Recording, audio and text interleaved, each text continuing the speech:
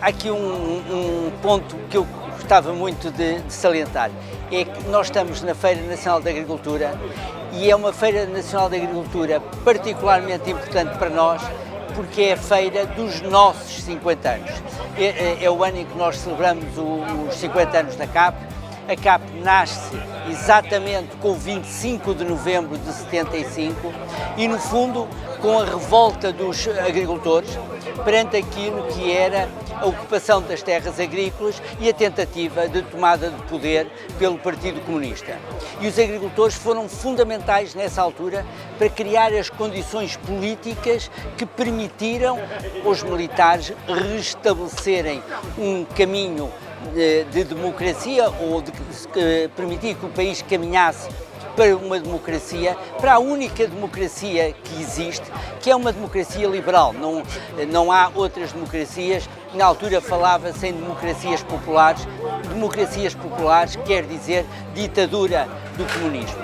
E o movimento dos agricultores contribuiu decisivamente para a criação de condições políticas para os militares poderem depois fazerem o 25 de novembro. Portanto, é daí que nasce a CAP, é desta associação de agricultores que se foi fortalecendo, que se foi espalhando pelo país, foi crescendo e hoje abrange desde o Alto Minho, desde Trás-os-Montes até às Ilhas dos Açores, passando por todo o continente, do norte até ao Algarve, Madeira e Açores. Portanto, a CAP está hoje firmemente implantada em todo o território nacional e teve que criar depois o seu corpo técnico, teve também ela própria que se modernizar.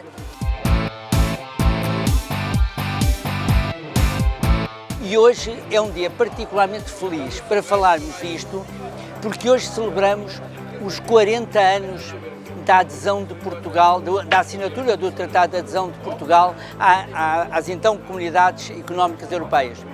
E a CAP acompanhou esse movimento, modernizou-se ela própria, criou uma delegação em Bruxelas para justamente acompanhar as matérias discutidas em Bruxelas, porque a nossa agricultura, como os outros sectores, passaram a estar intimamente ligados a Bruxelas, passámos a ter uma palavra a dizer naquilo que se discute e decide em Bruxelas, mas também passámos, obviamente, a ter que aplicar as regras decididas em Bruxelas. E a CAP acompanhou tudo isso. Criámos um corpo técnico para preparar os nossos agricultores para responder às exigências de Bruxelas e fizemos mais. Foi a CAP e o conjunto das suas associadas, nós temos hoje 246 associadas em todo o país, como eu dizia, fomos nós que passámos a executar por delegação de competências do Estado várias das imposições das regras da política agrícola comum, porque o Estado não tinha capacidade para executar todas essas regras. E foram as associações de agricultores reunidas ou confederadas na CAP que passaram, como eu dizia, por delegação de competências, a fazer várias dessas tarefas. Portanto, houve aqui um enorme esforço de modernização, criámos um corpo técnico que não tem paralelo no país, nós temos um magnífico corpo técnico que pede messas ao próprio Ministério da Agricultura, mas o nosso objetivo é fortalecer a agricultura, apoiar os agricultores.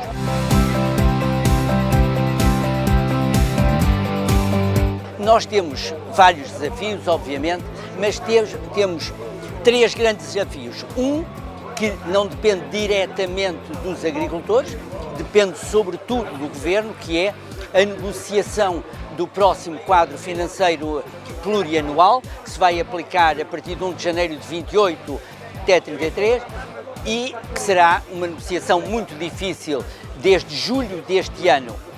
A 16 de julho a Comissão deve apresentar o primeiro projeto de orçamento e depois teremos um ano e tal, pelo menos, para discutir esse projeto.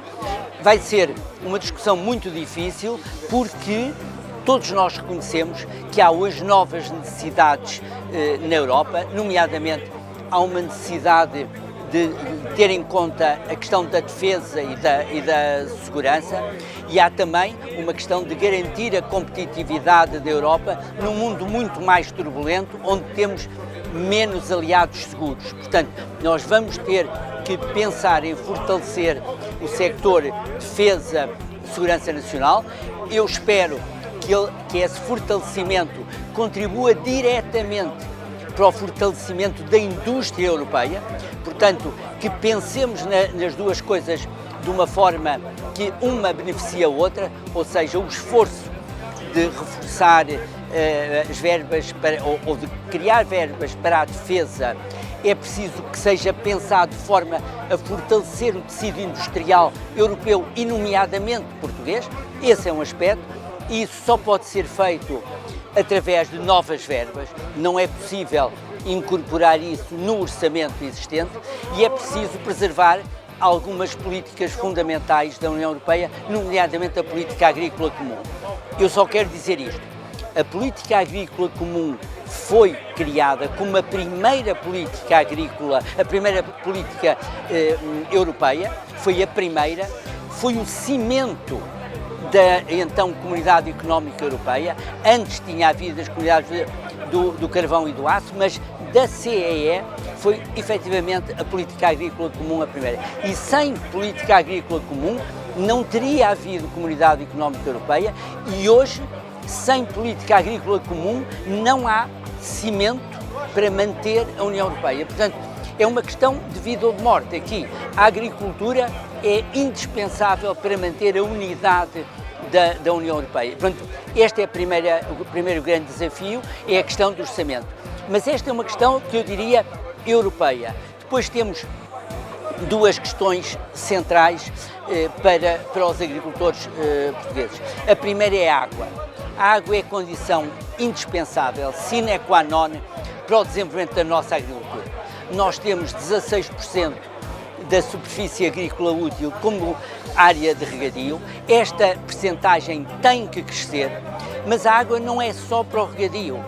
Também o sequeiro precisa de água. Precisamos de um sequeiro assistido, que é o sequeiro ao qual também temos que levar água. Isto é possível porque nós temos água mais do que suficiente em Portugal. Não é verdade, eu direi, é uma mentira quando nos dizem que não temos água suficiente. Temos água suficiente, o que não temos é sabido captá-la. E nós temos que a levar, sobretudo, aonde ela faz mais falta, mas com a ambição de crescer, de fazer crescer o sector agrícola. O governo anterior apresentou a estratégia Água que Une. A CAP aplaudiu inteiramente esta estratégia, porque há muitos anos que a CAP vinha pedindo a criação de uma rede nacional da água. Aí temos a estratégia. O que nós exigimos, e é o que os agricultores exigem ao governo, é que leve isso à prática para podermos crescer. Este é o grande desafio que nós temos no próximo ano, é o desafio da água. Depois temos um segundo desafio para os agricultores, muito difícil, que é a renovação geracional. Nós temos que pensar como conseguimos renovar as gerações de agricultores. Estamos com uma média etária dos agricultores que está neste momento nos 64 anos, é uma das mais elevadas da Europa. Aliás, infelizmente, toda a população portuguesa tem uma média etária superior a quase todos os países europeus, mas no que diz respeito aos agricultores, a diferença é de 7 anos. A média etária dos agricultores europeus é de 57 anos, em Portugal estamos nos 64 anos. E há outro elemento que é porventura ainda mais preocupante, é que nós só temos menos de 4% dos agricultores, menos de 4%, com menos de 40 anos. Isto não pode ser. E a pergunta é, mas porquê é que isto acontece? Acontece porque o rendimento dos agricultores é genericamente inferior ao rendimento das outras profissões. É por isso que é muito difícil a renovação geracional. Há outros fatores, mas este é um elemento central. Nós temos que aumentar a rentabilidade dos agricultores para que o sector seja mais atraente para os jovens, porque há muitos aspectos em que ele é atraente. Nós estamos numa fase de enorme modernização da agricultura, de enorme digitalização da agricultura. Estamos a entrar em agricultura de tipo regenerativo, que é muito sedutora para os jovens. Portanto, há vários aspectos que podem atrair os jovens, mas se eu não resolver a questão de base da rentabilidade, obviamente que é muito difícil trazer jovens para o sector. E, portanto, este também é um desafio que o Governo vai ter que ajudar a resolver, que é o tornar o sector mais atraente para os jovens, porque senão, meus amigos, não é possível continuarmos a ter comida no prato se deixarmos de ter agricultores a trazer-nos justamente comida para o prato, e a comida todos nós temos que nos alimentar pelo menos 3 vezes por dia. Estes são os desafios que encaramos com otimismo, mas de facto que colocamos frontalmente ao Governo, dizendo-lhe: agora é o tempo de executar, comecem pela estratégia da água, empenhem-se a fundo na discussão de Bruxelas. Nós estamos aqui para apoiar, mas para levar a agricultura para a frente.